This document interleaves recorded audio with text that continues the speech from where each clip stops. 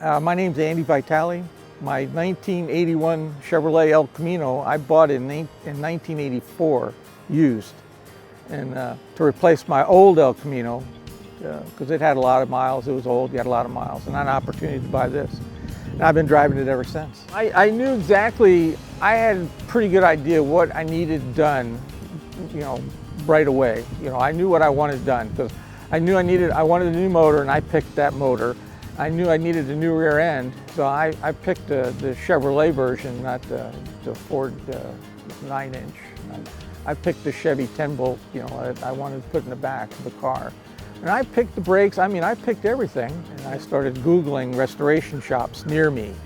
And so there's a few in Minnesota, and I went and talked to all these guys.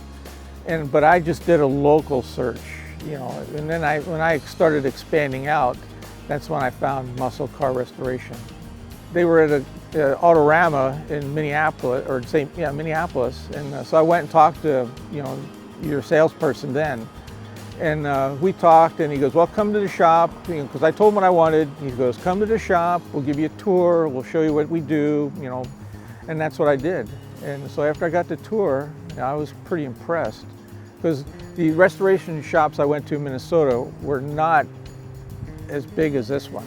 They were basically one-room facilities. They didn't have a lot of cars being worked on at the time, and I was a little nervous at that point.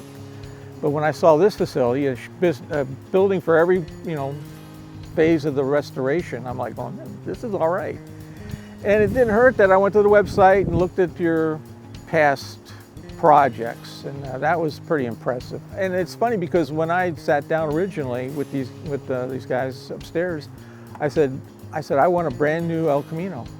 I said I want a brand new 1981 El Camino, and so I got a brand new El Camino.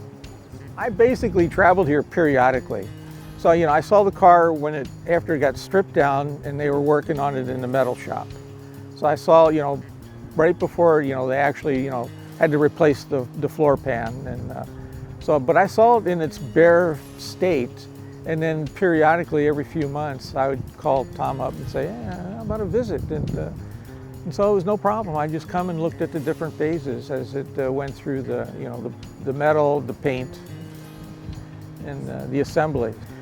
I watch a lot of car shows, and you see all these other restoration shows, and it basically was better than what you see on TV, so it was all good.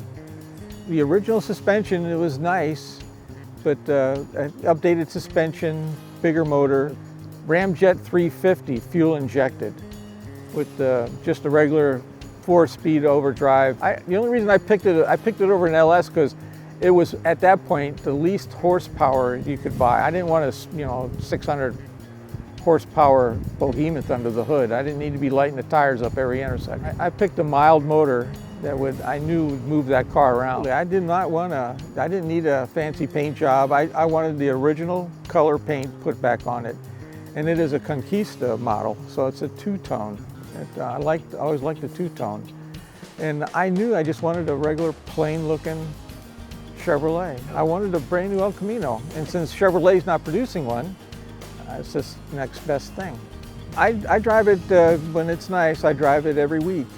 I have no problem with doing another car at some point, if I could get it past my young lady. That's the tough part, yeah. So there's the other part of it. So. Well, hey, thank you so much. No problem. I hope this works out. Oh, it'll be great.